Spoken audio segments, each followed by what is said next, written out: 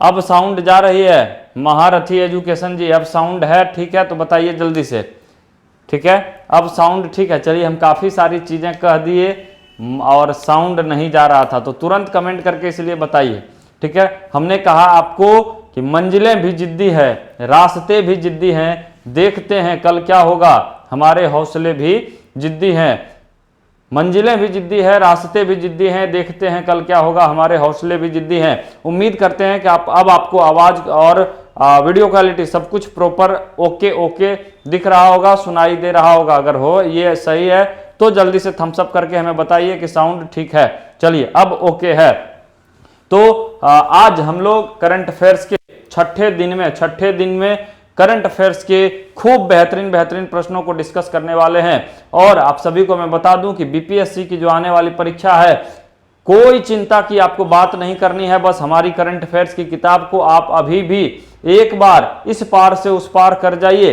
Current affairs में अगर आपने प्रश्नों की धज्जियां नहीं उड़ा दी तो फिर मुझे कहिएगा परीक्षा देने के आने के बाद कम से कम आप 70 से 80% प्रश्न करंट अफेयर्स के इजीली हल कर पाएंगे अगर अभी से आप एक बार पढ़ करके इसको क्या करते हैं, आर पार कर जाते हैं। तो आइए हम लोग शुरुआत करते हैं प्रश्नों के डिस्कशन को। 17 अगस्त को वीर दुर्गादास राठौड़ की जयंती के अवसर पर उनकी प्रतिमा का अनावरण कहां किया गया?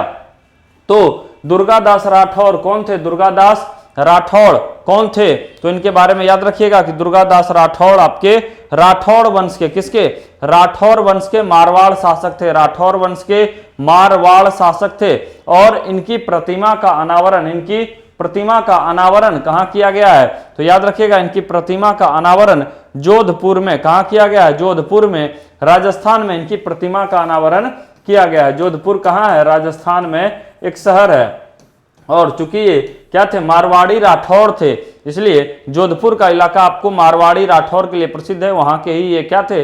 शासक थे। इनकी प्रतिमा का अनावरण किनके द्वारा किया गया? तो रक्षा मंत्री राजनाथ सिंह जी के द्वारा। रक्षा मंत्री राजनाथ सिंह के द्वारा इनकी प्रतिमा का अनावरण किया गया। किनके द्वारा? राजनाथ सिंह के द्वारा इनकी प्रतिमा का अनावरण कहां किया गया? जोधपुर राजस्थान में किया गया। अंबाला किस लिए फेमस है? तो अंबाला आपको पिछले साल 2020 में खबरों में रही थी, क्योंकि राफेल का पहला खेप जो आया था यह अंबाला एयरपोर्ट पर ही उतरा था। और यह क्वेश्चन आपको बीपीएससी ने छाप दिया है पहले ही। हो सकता है कि फिर कहीं ना कहीं आपको पूछा जाए। तो अंबाला में आपका क्या हुआ था? राफेल विमान का पहला खेप अंबाला एयरपोर्ट पर ही उतरा था। और दुर्गादास राठौड़ की प्रतिमा जोधपुर में है। जयपुर को गुलाबी नगरी के नाम से हम लोग जानते हैं। अगला क्वेश्चन हम लोग देखते हैं। अगला क्वेश्चन, और याद रखिएगा ये आपको दुर्गादास राठौड़ की, यह आपको थोड़ा सा मिसप्रिंट हो गया है। यह आपको 13 अगस्त को इनकी 350वीं जयंती के अवसर पर इनकी प्रतिमा का अनावरण किया गया था। अगला क्वेश्चन जो हमारा है question number 2। Nitish studio good evening आपको और आप सभी को, जो लोग भी देख रहे हैं आप सभी का हार्दिक स्वागत है रुक्मिणी प्रकाशन यूट्यूब चैनल पे। और आप सभी प्रत्येक दिन 8 बजे शाम में जुड़िए, अपने मित्र साथियों को भी जोड़िए, आप सभी का यहाँ स्वागत है। 17 अगस्त को केंद्रीय मंत्री डॉक्टर जितेंद्र सिंह ने भारत की पहली खारे पानी से रोशन होने वाली लालटेन का अनावरण किस नाम से किया है? तो पृथ्वी विज्ञान मंत्रालय के मंत्री हैं कौन? आपके डॉक्टर जितेंद्र सिंह। इनके द्वारा ही खारे पानी यानी नमकीन पानी से एक लालटेन जलता है, उसका नाम क्या है? तो इसका नाम है रोशनी। इसका नाम क्या है? रोशनी है। और यह आपको राष्ट्रीय महासागरीय प्रौद्योगिकी संस्थान के द्वारा इस लालटेन को बनाया गया है। और ध्यान रखिएगा कि समुद्री जल ही होना केवल जरूरी नहीं है। क्या जो होना जरूरी है? खारा होना जरूरी है। क्या? खारा पानी होना जरूरी है। और खारा पानी अगर आपके इलाके में नहीं है तो आप उसमें क्या करें? नमक मिला दीजिए, वह खारा हो जाएगा। और वैसे नमक मिलाए हुए पानी से भी आप इस लालटेन को जला सकते हैं। इसका नाम क्या है? रोशनी है। और डॉक्टर जितेंद्र सिंह जी ने जब इसका अनावरण किया तो उन्होंने कहा कि 7500 किलोमीटर की जो हमारी तटवर्ती सीमा रेखा है उन सभी इलाकों में इसे जलाया जाए तो क्या होगा, इसके अलावा वैसे भी इलाकों में इसे जलाया जाए, एलईडी बल्ब इसमें जलेगा। इसमें आपको ऐसा वैसा कुछ नहीं, बल्कि एलईडी बल्ब तक आप इसमें जला सकते हैं, जिससे क्या होगा कि आपको समुद्र तटवर्ती राज्यों में तो उजाला आएगा ही आएगा, साथ ही अन्य इलाकों में भी इससे क्या हो सकता है, उजाला लाया जा सकता है। तो इसका नाम क्या दिया गया है, इसका नाम रोशनी दिया गया है। राष्ट्रीय महासागरीय प्रौद्योगिकी संस्थान के द्वारा इसका निर्माण किया गया। राष्ट्रीय प्रौद्योगिकी संस्थान का मुख्यालय कहाँ है, तो यह आपको चेन्नई में है। इसका मुख्यालय कहाँ है, इसका मुख्यालय चेन्नई में है। इसका मुख्यालय कहाँ है, चेन्नई में है। और इसकी स्थापना कब हुई थी, 1993 में। राष्ट्रीय महासागरीय प्रौद्योगिकी संस्थान की स्थापना 1993 में हुई थी। कोई दिक्कत इसमें नहीं होगा। अगर किसी भी प्रश्न को लेकर के समस्या हो तो तुरंत हमें कमेंट करके रोकिए, हम आपको फिर से उसका जवाब देने का या आपको संतुष्ट करने का, आपके कंफ्यूजन को दूर करने का भरसक प्रयास करेंगे। अगला क्वेश्चन है, 18 अगस्त को किस देश के क्रिकेटर केविन ओब्रायन ने संन्यास ले लिया है। तो केविन ओब्रायन किस देश का क्रिकेटर था, आपको आयरलैंड के क्रिकेटर थे। कौन, तो केविन ओब्रायन, ठीक है। केविन ओब्रायन के बारे में याद रखिएगा, इसने टी20 क्रिकेट में शतक लगाया था। टी20 क्रिकेट में शतक लगाने वाला ये आयरलैंड का बल्लेबाज, पहला बल्लेबाज था। आयरलैंड की ओर से टी20 क्रिकेट में शतक लगाने वाला इकलौता बल्लेबाज कौन, तो केविन ओब्रायन था। इसने क्या किया, संन्यास ले लिया है। जिम्बाब्वे के लास्ट किस क्रिकेटर ने संन्यास लिया है, ब्रेंडन टेलर ने। इसके अलावा भारत की ओर से महिला क्रिकेट में आपको झूलन गोस्वामी, मिताली राज ने संन्यास ले लिया है। इसके अलावा आपको पुरुष क्रिकेट में एरॉन फिंच ऑस्ट्रेलिया के, दक्षिण अफ्रीका के आपको बहरडीन ने संन्यास ले लिया है। तो इन सब नामों को ध्यान रखिएगा, कौन किस देश का है। ये आपको पूछेगा कि फलाने क्रिकेटर ने संन्यास ले लिया, किस देश का था, तो इस चीज को ध्यान रखिएगा। भारत के हाल ही में मुरली विजय ने भारतीय क्रिकेटर ने संन्यास ले लिया है। याद रखिएगा यूएई भी आपका क्या है, तो यूएई के दुबई में ही आईसीसी का मुख्यालय है। आईसीसी का हेडक्वार्टर कहाँ है, तो दुबई में है। और यहाँ कब से मुख्यालय है आईसीसी का, 2005 से है। इससे पहले कहाँ हुआ करता था, लॉर्ड्स में। इससे पहले लॉर्ड्स में आईसीसी का मुख्यालय हुआ करता था। आईसीसी मतलब इंटरनेशनल क्रिकेट काउंसिल, अंतर्राष्ट्रीय क्रिकेट परिषद, ठीक है। ये पहले कहाँ होता था, तो पहले इसका मुख्यालय लॉर्ड्स में था। और अब कहाँ है इसका मुख्यालय, तो आपको दुबई में है, जो कि दुबई कहाँ है, यूएई में है। और दुबई में कब से है, तो 2005 से है। अगला क्वेश्चन हम लोग देखते हैं, 19 अगस्त 2022 को 100% हर घर जल प्रमाणन प्राप्त करने वाला पहला राज्य कौन बन गया है। देखिए, जल शक्ति मिशन की घोषणा प्रधानमंत्री नरेंद्र मोदी जी के द्वारा 15 अगस्त 2019 को लाल किले की प्राचीर से हर घर तक जल पहुंचाने की घोषणा की गई थी। जल जीवन मिशन के तहत, किसके तहत, जल जीवन मिशन के तहत हर घर तक 2024 तक, कब तक, 2024 तक हर घर तक जल पहुंचाने का लक्ष्य रखा गया था। किस मिशन के तहत, जल जीवन मिशन, या कहें कि इसको जल शक्ति अभियान, क्या कहा गया, जल शक्ति अभियान भी कहा गया। इसकी शुरुआत कब हुई थी, तो 15 अगस्त 2019 को इसकी घोषणा की गई थी।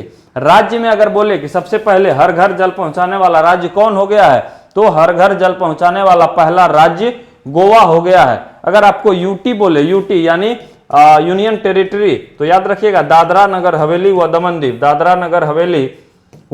दमनदीप, ये अब क्या है, एक ही केंद्र शासित प्रदेश है। यह पहले अलग अलग होता था, लेकिन अब क्या है, एक ही केंद्र शासित प्रदेश हो गया है, दादरा नगर हवेली व दमनदीप। और ये कब से ऐसा है, तो 26 जनवरी 2020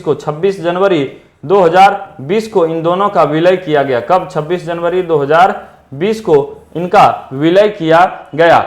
ये आपका हो गया केंद्र शासित प्रदेश में। राज्य में आपका कौन सा हो गया, तो गोवा हो गया। पहला जिला अगर बोले, पहला जिला अगर भारत का बोला जाए तो कौन सा जिला है, बुरहानपुर जिला है। कौन सा जिला, बुरहानपुर जिला है। और यह कहाँ है, मध्य प्रदेश में है। कहाँ है, मध्य प्रदेश में है। यह भारत का पहला जिला हो गया है, जो क्या है, तो आपका हर घर जल पहुंचाने वाला भारत का पहला जिला है।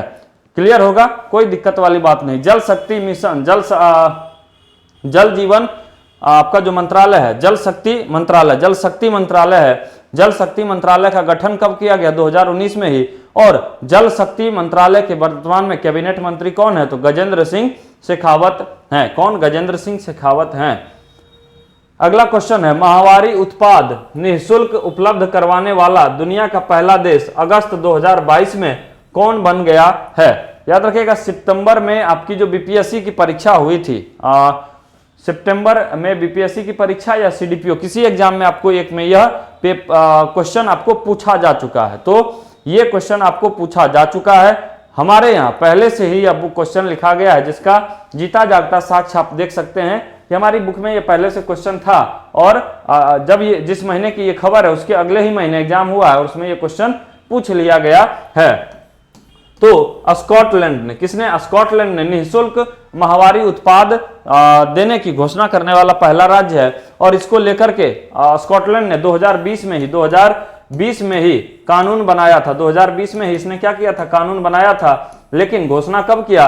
तो 2022 में किया। लक्जमबर्ग के बारे में याद रखिएगा कि लक्जमबर्ग सार्वजनिक परिवहन को निःशुल्क करने वाला, सार्वजनिक परिवहन निःशुल्क करने वाला ये विश्व का पहला देश है। सार्वजनिक परिवहन निःशुल्क, नागरिकों के लिए सार्वजनिक परिवहन निःशुल्क करने वाला पहला देश है, दुनिया का पहला देश है। कौन? लक्जमबर्ग। कौन?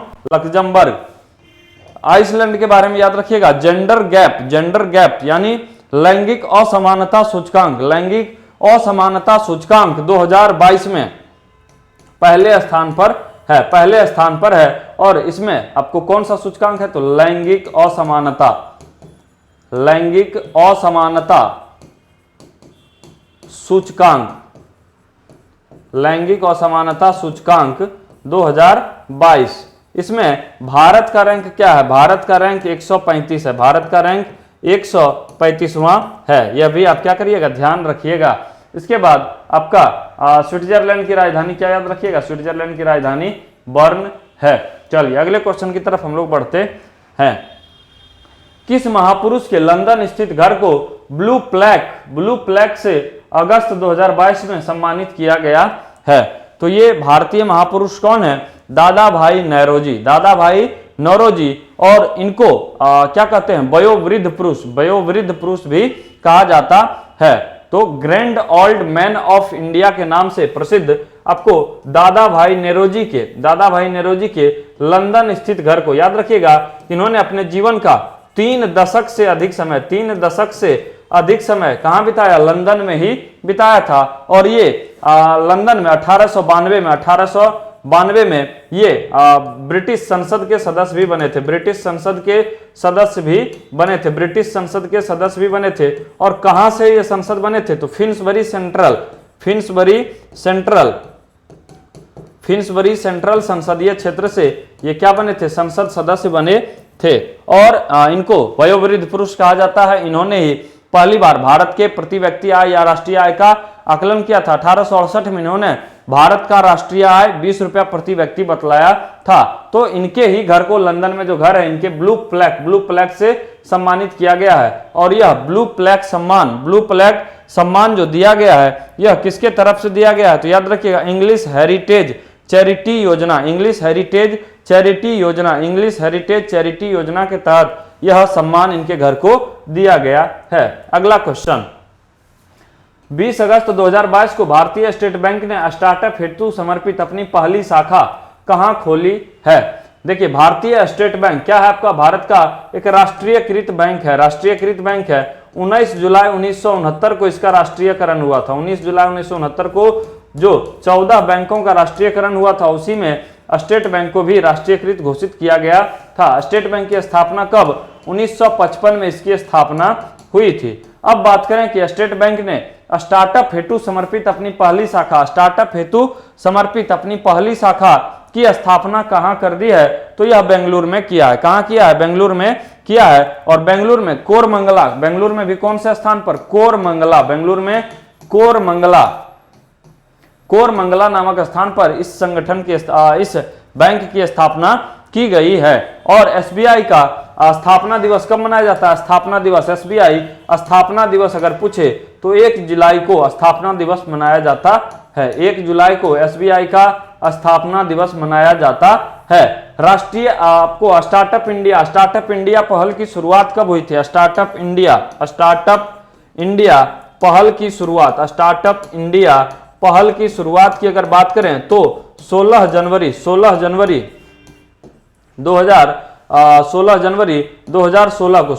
2016 को स्टार्टअप इंडिया की शुरुआत की गई थी। इसीलिए आपको 16 जनवरी को क्या करते हैं? राष्ट्रीय स्टार्टअप दिवस भी मनाते हैं। कौन सा दिवस? राष्ट्रीय स्टार्टअप दिवस भी मनाया जाता है। राष्ट्रीय स्टार्टअप दिवस अगर पूछा जाए कब, तो 16 जनवरी को मनाया जाता है। राष्ट्रीय स्टार्टअप दिवस 16 जनवरी को। अगला क्वेश्चन देखते हैं। 21 अगस्त को वोस्टोक 2022 अभ्यास कहां शुरू हुआ है? वोस्टोक अभ्यास कहां शुरू हुआ है? तो याद रखिएगा यह आपको रूस में शुरू हुआ। कहां शुरू हुआ? रूस में शुरू हुआ। और इसमें किन किन देशों ने भाग लिया? तो यह बहुपक्षीय अभ्यास रहा। इसमें कई देशों ने भाग लिया। इसमें यह इसलिए क्या हुआ? यह बहुपक्षीय अभ्यास था। और थल सेना, वायुसेना या नौसेना का, तो यह थल सेना का अभ्यास था। किसका? थल सेना का अभ्यास था। और वोस्टॉक में भारत ने भी भाग लिया, रूस ने भी भाग लिया था। तो इसके अलावा अन्य कई देशों ने भाग लिया, इसलिए इसको हमने क्या कहा? तो वोस्टॉक आपको बहुपक्षीय अभ्यास का। रूस के साथ और रूस और भारत के बीच कौन सा अभ्यास होता है? तो इंद्र होता है। और ये किसका अभ्यास है? थल सेना का। इंद्र भारत और रूस के बीच थल सेना का अभ्यास है। जापान के साथ अभी हाल में कौन सा हुआ है? हाल में वीर गार्जियन। जापान के साथ एकदम हालिया लेटेस्ट अभ्यास कौन सा है? तो वीर गार्जियन हुआ है। वीर गार्जियन जो है यह वायुसेना अभ्यास है। वायुसेना का अभ्यास है, भारत और जापान के बीच होता है। इस साल जापान में हुआ। इस साल यह कहां हुआ? तो जापान में हुआ। और जापान में कहां? हायाकरी और इरुमा एयरबेस पर। कहां? हायाकरी और इरुमा एयरबेस पर। हायाकरी व इरुमा एयरबेस पर। हायाकरी व इरुमा एयरबेस पर आपको वीर गार्जियन 23 वायुसेना अभ्यास भारत और जापान के बीच आयोजित हुआ। इसके बाद जीमैक्स का एक आयोजन भारत और जापान के बीच ही होता है। चीन के साथ भारत और चीन के बीच कौन सा अभ्यास होता है? हैंड इन हैंड भारत और चीन के बीच होता है। चलिए अगला क्वेश्चन हम लोग देखते हैं। अगस्त 2022 में किस रेल जोन द्वारा सबसे लंबी मालगाड़ी सुपर वासुकी का ट्रायल क्या किया गया? ट्रायल किया गया, यानी चेकिंग इसका किया गया। तो याद रखिएगा कि ट्रायल के तौर पर पूर्व आपको साउथ ईस्टर्न रेलवे यानी दक्षिण पूर्व रेलवे SER ने, किसने? SER ने आपको सुपर वासुकी, किसका? सुपर वासुकी का ट्रायल किया। यह 3.5 किलोमीटर लंबी है। कितनी? 3.5 किलोमीटर लंबी रेलगाड़ी यह है। और इसमें कितने कोच लगे हुए हैं? तो 295 डब्बा इसमें लगा हुआ है। कितना? 295 डिब्बा। ठीक है। इसके अलावा यह चला कहां से? तो छत्तीसगढ़ के कोरबा से नागपुर के बीच छत्तीसगढ़ के कोरबा से नागपुर के बीच इसको चलाया गया। और नागपुर में भी कौन सा एक लोकल एरिया अगर आपको पूछे तो राजनंदा गांव। कौन सा? नागपुर में राजनंदा गांव के बीच यह चलाया गया। और इसकी जितनी क्षमता होनी थी, जितने कोयला लोडिंग की इसकी क्षमता होनी थी, उससे कई गुना ज्यादा, उससे आपको ज्यादा कोयला यानी 27,000 टन कोयला के साथ इसको ट्रायल के तौर पर भेजा गया। कितना कोयला? 27,000 टन कोयला लोड करके इसको कोरबा से नागपुर के बीच चलाया गया। तो कोरबा छत्तीसगढ़ में आपको किस जोन में आता है? दक्षिण पूर्व रेलवे के अंतर्गत आता है। सुपर वासुकी का संचालन ट्रायल के तौर पर आपको दक्षिण पूर्व रेलवे ने ही किया है। पूर्व मध्य रेलवे आपको इसका मुख्यालय कहां है? हाजीपुर है। पूर्व मध्य रेलवे का मुख्यालय हाजीपुर है। दक्षिण पूर्व रेलवे यानी SER का मुख्यालय कहां? कोलकाता है। कहां है? कोलकाता है। दक्षिण रेलवे का मुख्यालय कहां है? चेन्नई है। दक्षिण रेलवे का मुख्यालय कहां? चेन्नई है। और मध्य रेलवे का मुख्यालय कहां है? मुंबई है। मध्य रेलवे का मुख्यालय कहां है? मुंबई है। अगला क्वेश्चन देखते हैं। 21 अगस्त 2022 को भारत का पहला कार्यात्मक रूप से साक्षर जिला कौन बन गया है? कार्यात्मक रूप से साक्षर जिला कौन बन गया है? तो याद रखिएगा, कार्यात्मक रूप से साक्षर जिला आपका मंडला जिला बन गया है। मंडला जिला बन गया है। मंडला जिला किस राज्य में है? तो यह मध्य प्रदेश में है, मध्य प्रदेश में है। और 2011 की जनगणना की अगर बात की जाए तो 2011 की जनगणना के अनुसार मंडला जिला का जो जनसंख्या आपको साक्षरता दर था वह लगभग 68% था, 68% था। और अब यह क्या है? तो कार्यात्मक रूप से साक्षर जिला बन गया है, यानी कि यहाँ के हर एक लोग अब क्या हो गए हैं? तो साक्षर हो गए, साक्षर हो गए, यानी कि थोड़ा बहुत वो पढ़ना लिखना जान गए हैं, हस्ताक्षर वगैरह करना सीख गए हैं। यही आपका क्या हुआ? कार्यात्मक रूप से साक्षर हुआ। तो यह आपका कौन बन गया? मंडला बन गया। खंडवा के बारे में हमने कल आपको बताया था कि यहाँ 600 मेगावाट का आपको 2022-23 में शुरू होने जा रहा है विश्व का सबसे बड़ा तैरता सोलर प्लांट, विश्व का सबसे बड़ा तैरता सोलर प्लांट। और ये खंडवा है कहाँ? तो खंडवा भी एमपी में ही है। खंडवा कहाँ है? एमपी में ही है। जबलपुर का आपको भेड़ा घाट, जबलपुर का भेड़ा घाट आपको हाल ही में क्या था? चर्चा में था। जब दिसंबर 2022 में जबलपुर का भेड़ा घाट खबरों में रहा था। यहाँ का राम रमा घाट, राम रमा घाट है जिसको कि भेड़ा घाट भी कहते हैं, इसी को राम रमा घाट को ही भेड़ा घाट या फिर आप ग्वारी घाट या तिलवारा घाट, आपको कौन क्या क्या बोलते हैं इसको? तो भेड़ा घाट, ग्वारी घाट या तिलवारा घाट कहते हैं। ये सब कहाँ है? तो आपको जबलपुर में है, इसी को राम रमा घाट कहते हैं, इसलिए यह क्या था? चर्चा में रहा था। 21 अगस्त को 11वीं राष्ट्रीय बीज कांग्रेस का आयोजन कहाँ हुआ? 21 अगस्त को शुरू हुआ 11वीं राष्ट्रीय बीज कांग्रेस 11 को शुरू हुआ, सॉरी 21 अगस्त को शुरू हुआ। और यह आयोजित कब तक हुआ? तो 21 से 23 अगस्त के बीच, 21 से 23 अगस्त 2022 के बीच, 21 से 23 अगस्त 2022 के बीच यह आयोजित हुआ। और आयोजित कहां हुआ? तो मध्य प्रदेश में, ग्वालियर मध्य प्रदेश में। किसकी तरफ से? तो विजय राजे सिंधिया, विजय राजे सिंधिया कृषि विश्वविद्यालय द्वारा, विजय राजे सिंधिया कृषि विश्वविद्यालय के द्वारा इस कार्यक्रम का आयोजन किया गया। विजय राजे सिंधिया कृषि विश्वविद्यालय, कृषि विश्वविद्यालय के द्वारा इस कार्यक्रम का आयोजन किया गया। अब एक चीज आपको इसमें ये क्या था? तो आपको आयोजक, ये आपको हो गया आयोजक। अगर आपको पूछे कि उद्घाटन किसने किया, इसका उद्घाटन, ठीक है, इसका उद्घाटन किसने किया? तो याद रखिएगा किसका उद्घाटन, इस कार्यक्रम का उद्घाटन किसके द्वारा किया गया? तो कृषि मंत्री, कृषि मंत्री के द्वारा। कृषि मंत्री भारत के कौन है? नरेंद्र सिंह तोमर, भारत के कृषि मंत्री नरेंद्र सिंह तोमर, नरेंद्र सिंह तोमर के द्वारा इसका उद्घाटन किया गया था। अगला क्वेश्चन देखते हैं। 22 अगस्त को किस राज्य में अमेरिका के तर्ज पर देश की पहली एजुकेशन टाउनशिप विकसित किए जाने की घोषणा की गई है? ये एजुकेशन टाउनशिप क्या होगा? तो याद रखिएगा कि एक ऐसा एरिया डेवलप किया जाएगा जहां आपको केवल और केवल एजुकेशन से ही रिलेटेड कैंपस खोले जा सकेंगे।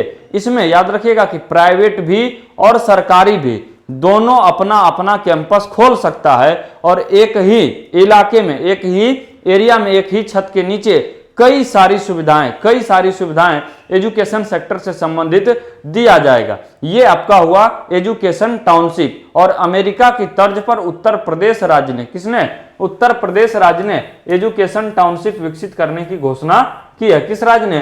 तो उत्तर प्रदेश राज्य ने। उत्तर प्रदेश राज्य के मुख्यमंत्री कौन है? योगी आदित्यनाथ है। योगी आदित्यनाथ के द्वारा ही इस बात की घोषणा की गई कि हम अमेरिका के तर्ज पर एजुकेशन टाउनशिप विकसित करेंगे। और इसमें हमने क्या कहा आपको? सार्वजनिक और निजी दोनों प्रकार के शिक्षण संस्थान अपना कैंपस खोल सकेंगे इस टाउनशिप के अंतर्गत। ठीक है, चलिए अगला क्वेश्चन हम लोग देखते हैं। 23 अगस्त 2022 को 23वीं मध्य क्षेत्रीय परिषद बैठक का आयोजन कहां हुआ? भारत में 5 क्षेत्रीय परिषद का गठन किया गया है। पूर्वी क्षेत्रीय परिषद, पश्चिमी क्षेत्रीय परिषद, उत्तरी क्षेत्रीय परिषद, दक्षिणी क्षेत्रीय परिषद और आपको एक है मध्य क्षेत्रीय परिषद। पूछा कौन सा गया है? तो मध्य क्षेत्रीय परिषद के 23वीं बैठक, 23वीं परिषद बैठक का आयोजन कहां किया गया है? तो यह आपको कहां किया गया? मध्य प्रदेश में किया गया। कहां आयोजित किया गया? मध्य प्रदेश में किया गया। याद रखिएगा, उत्तराखंड, मध्य प्रदेश, छत्तीसगढ़, उत्तर प्रदेश यानी यूपी, ये सभी आपके क्या हैं? तो मध्य क्षेत्रीय परिषद के राज्य हैं। मध्य क्षेत्रीय परिषद के ही ये सभी क्या हैं?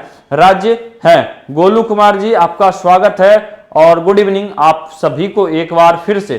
ठीक है, तो मध्य प्रदेश में आपको क्षेत्रीय परिषद, मध्य क्षेत्रीय परिषद का आयोजन हुआ। 23वीं यह बैठक थी। आपको इसके अलावा याद रखिएगा कि क्षेत्रीय परिषद अगर बोले, क्षेत्रीय परिषद बोले तो भारत में कितने क्षेत्रीय परिषद? पूरे भारत में 5 क्षेत्रीय परिषद हैं। इसका अध्यक्ष कौन होता है? क्षेत्रीय परिषद का अध्यक्ष कौन होता है? तो गृह मंत्री, देश के गृह मंत्री क्षेत्रीय परिषद के अध्यक्ष होते हैं। इसके अलावा आपका हरियाणा एक विकल्प में है। हरियाणा किसका?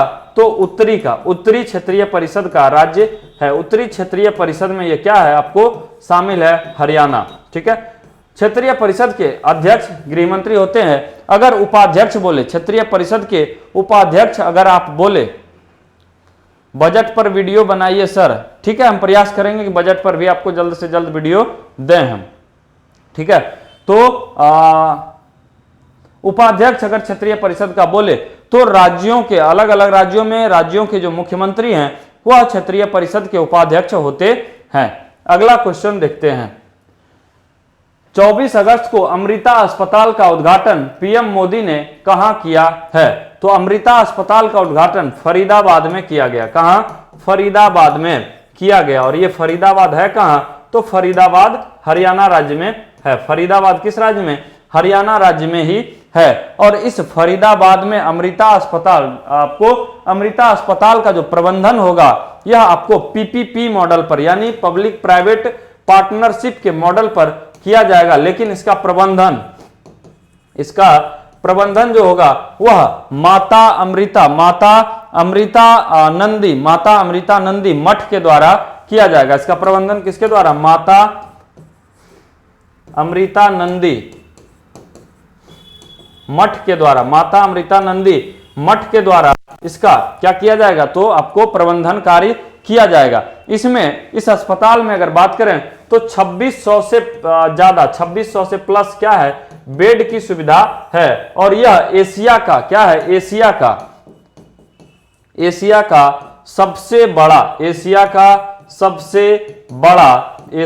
सबसे बड़ा प्राइवेट अस्पताल, एशिया का सबसे बड़ा क्या है? प्राइवेट अस्पताल है। कौन सा? तो फरीदाबाद आपको फरीदाबाद में अमृता अस्पताल एशिया का सबसे बड़ा प्राइवेट अस्पताल है। क्लियर है? आपका आंसर यहां क्या हो जाएगा? आंसर हो जाएगा हरियाणा के फरीदाबाद में। अगला क्वेश्चन हम लोग देखते हैं। 24 अगस्त को किस देश में नए भारतीय दूतावास का उद्घाटन किया गया है? नए भारतीय दूतावास का उद्घाटन पैराग्वे में। कहां किया गया है? तो आपको पैराग्वे में किया गया। पैराग्वे की राजधानी क्या है? असुनसियन पैराग्वे की राजधानी है। यहीं आपको भारत के विदेश मंत्री एस जयशंकर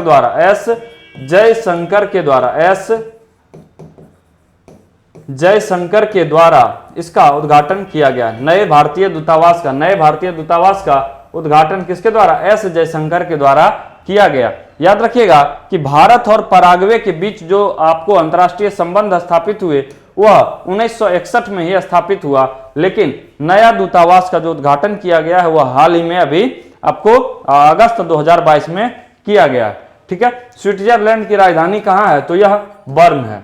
पैराग्वे के बारे में याद रखिएगा, यह आपको दक्षिण अमेरिकी महाद्वीप का देश है। दक्षिण अमेरिका महाद्वीप का क्या है? देश है। चिली की राजधानी क्या है? सेंटियागो। चिली की राजधानी क्या है? सेंटियागो है।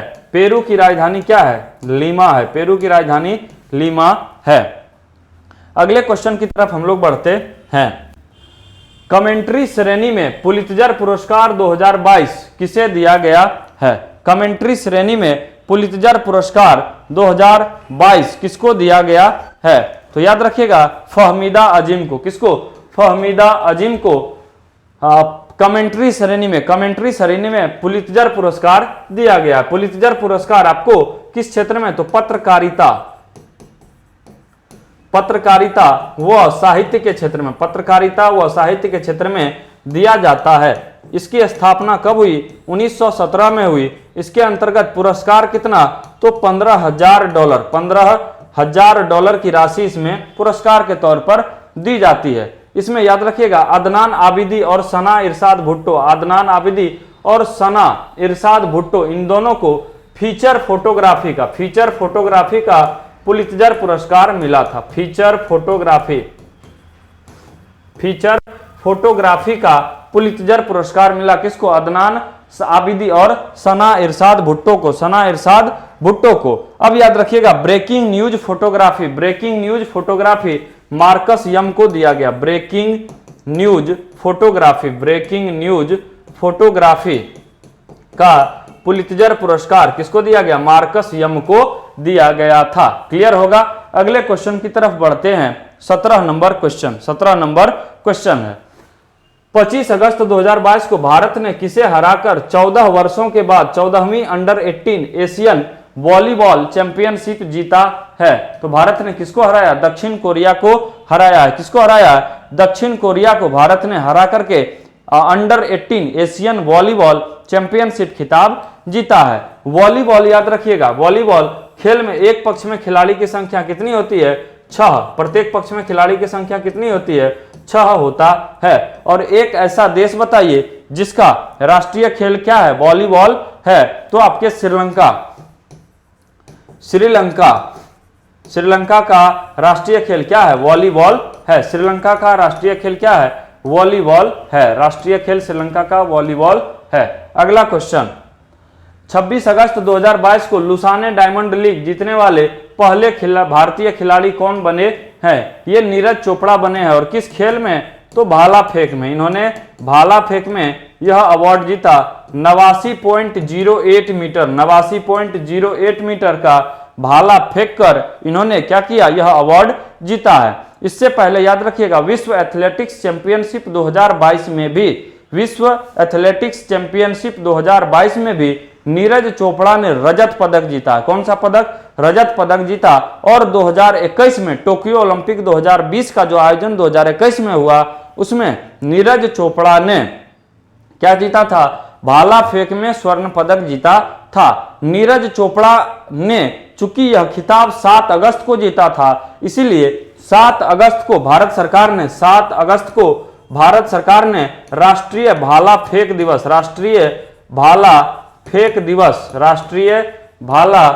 दिवस घोषित किया है। किसके सम्मान में? तो नीरज चोपड़ा के ही सम्मान में। पीवी सिंधु भारत की क्या है? तो आपको पीवी सिंधु भारत की बैडमिंटन खिलाड़ी हैं। चलिए अगला क्वेश्चन देखते हैं। यूरोपीय फुटबॉल महासंघ द्वारा अगस्त 2022 में किसे सर्वश्रेष्ठ खिलाड़ी घोषित किया गया है? यूरोपीय फुटबॉल महासंघ यानी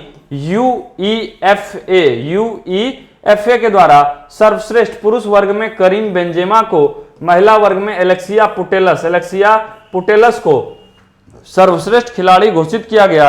और सर्वश्रेष्ठ कोच के तौर पर कार्ले एंसेलोटी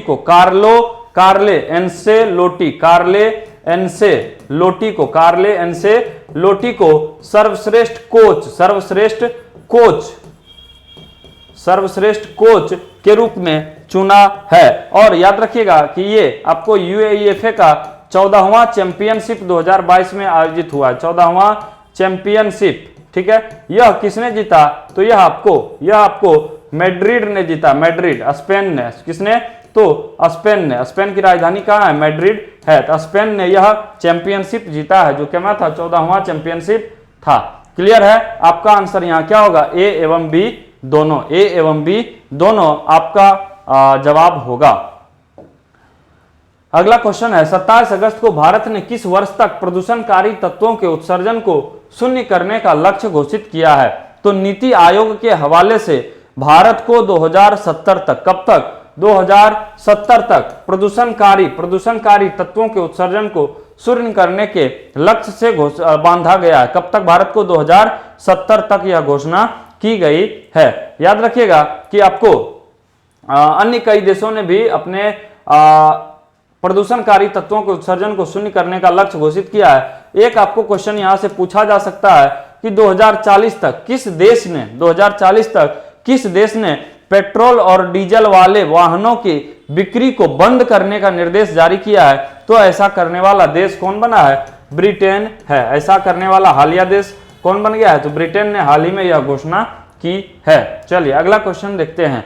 क्रिकेट के तीनों प्रारूपों में भारत के लिए 100 मैच खेलने वाले पहले बल्लेबाज अगस्त 2022 में कौन बने हैं?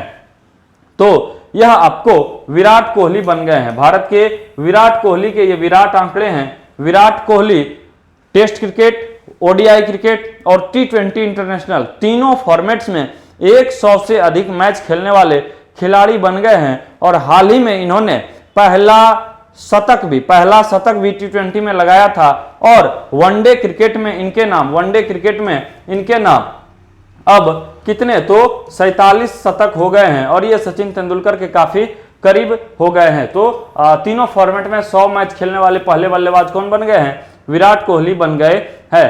केएल राहुल आपको भारतीय क्रिकेट टीम के बल्लेबाज हैं। दिनेश कार्तिक बल्लेबाज हैं। रोहित शर्मा क्या है? तो वर्तमान में ओडीआई क्रिकेट और टेस्ट क्रिकेट के ये कप्तान हैं भारतीय क्रिकेट टीम के। कौन? रोहित शर्मा। ठीक है, चलिए अगले क्वेश्चन की तरफ हम लोग देखते हैं। 28 अगस्त 2022 को किस देश के क्रिकेटर मुशफिकुर रहीम ने क्रिकेट से संन्यास ले लिया है? तो मुशफिकुर रहीम किस देश के खिलाड़ी हैं? बांग्लादेश के। मुशफिकुर रहीम बांग्लादेश के क्रिकेटर हैं। T20 क्रिकेट से इन्होंने हाल ही में संन्यास की घोषणा की है। भारत की ओर से किसने अभी हाल में संन्यास की घोषणा की है? मुरली विजय का नाम हमने बताया। किसका? मुरली विजय का नाम हमने आपको बताया। हाल ही में संन्यास की घोषणा की है। ऑस्ट्रेलिया के एरन फिंच ने संन्यास की घोषणा की है। बहरडीन दक्षिण अफ्रीका के संन्यास की घोषणा की है।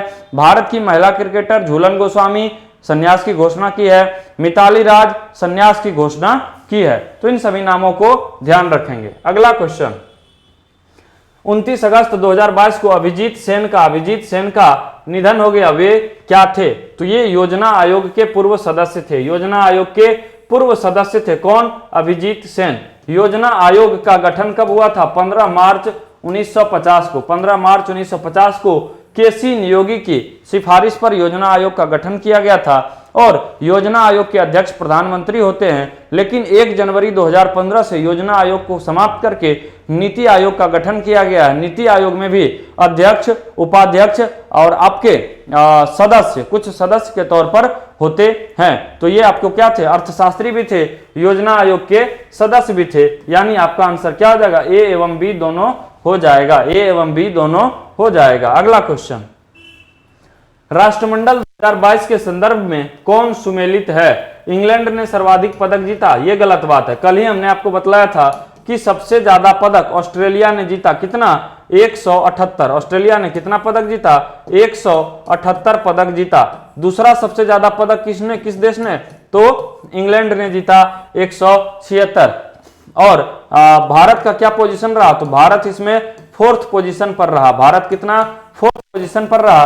22 स्वर्ण पदक, 16 रजत पदक और 23 कांस्य पदक सहित भारत ने कुल 61 पदक जीतकर पदक तालिका में चौथा स्थान हासिल किया। तो ऑस्ट्रेलिया ने सर्वाधिक 178 पदक जीते, यह सही है। भारत ने 22, 16, 23 पदक जीता और पदक तालिका में चौथा स्थान हासिल किया, यह भी सही है। यानी बी एवं सी गलत है। ए आपका बी एवं सी क्या है? सही है और ए आपका गलत है। ए विकल्प आपका क्या है? गलत है। सबसे ज्यादा पदक किसने? ऑस्ट्रेलिया ने जीता। ऑस्ट्रेलिया ने कितना? तो 57, आपको 67, 57 और 54, 67 स्वर्ण, 57 रजत और 54 कांस्य पदक जीता। कुल मिलाकर के कितना? तो 178 पदक जीता। और इसका अगर याद रखिएगा तो इंग्लैंड ने 57 स्वर्ण, 66 रजत और 53 कांस्य पदक जीता है। तो इस प्रकार आप याद रखिएगा। और राष्ट्रमंडल खेल 2022 आपका 22वां संस्करण था और इसका आयोजन बर्मिंघम में किया गया। अगला राष्ट्रमंडल खेल 2026 में आपको कहां आयोजित होगा? तो अमेरिका, कनाडा और मेक्सिको में, यानी नाफ्टा कंट्रीज में आपको आयोजित किया जाएगा 2026 का राष्ट्रमंडल खेल, जो 23वां संस्करण होगा। 2022 के राष्ट्रमंडल खेलों में 72 देशों के खिलाड़ियों ने भाग लिया और इसका शुभंकर पेरी द बुल रहा। पेरी द बुल क्या रहा? राष्ट्रमंडल खेल का शुभंकर रहा। अगला क्वेश्चन हम लोग देखते हैं। अगस्त 2022 में संपन्न राष्ट्रमंडल खेल 2022 के संदर्भ में गलत कथन कौन सा है? फिर से वही राष्ट्रमंडल से रिलेटेड क्वेश्चन है। आधिकारिक शुभंकर पेरी एबुल है, यह सही है। इसको 10 वर्ष की एक लड़की ने तैयार किया था। आदर्श वाक्य क्या है? तो गेम्स फॉर एवरीवन, यह भी क्या है? सही है। कुल प्रतिभागी 75 देश, यह गलत है। यह क्या है आपको? गलत है। तो यह आपको कुल प्रतिभागी देश कितना? 72 था। कुल प्रतिभागी देश कितना? 72 था। तो यहां आपका सही जवाब क्या हो जाएगा? सही जवाब आपका हो जाएगा आपको गेम्स फॉर एवरीवन और पेरी एबुल, यह आपको सही हो जाएगा। कौन सा? तो आपको ए और बी सही हो जाएगा। बाकी आपका गलत कथन कौन होगा? तो सी नंबर विकल्प, सी नंबर विकल्प आपका गलत कथन होगा। तो राष्ट्रमंडल खेल के बारे में अधिकांश चीजें हम लोग पहले ही क्वेश्चन में डिस्कस कर चुके थे। कल फिर आप सभी से करंट अफेयर्स के डिस्कशन के 7वें दिन कल आपसे फिर मुलाकात होगी और कल हम लोग सितंबर महीने के क्वेश्चंस को डिस्कस करेंगे। तो कल आपसे फिर मुलाकात होगी। तब तक के लिए आप सभी से यहीं हम चाहेंगे कि आप सभी पढ़ते रहें, हंसते रहें, मुस्कुराते रहें, खुशहाल रहें और अपनी सफलता को प्राप्त करें। कल आपसे फिर मुलाकात होगी इसी वादे विश्वास के साथ। आपसे फिलहाल विदा लेते हैं। जय हिंद, शुभ रात्रि।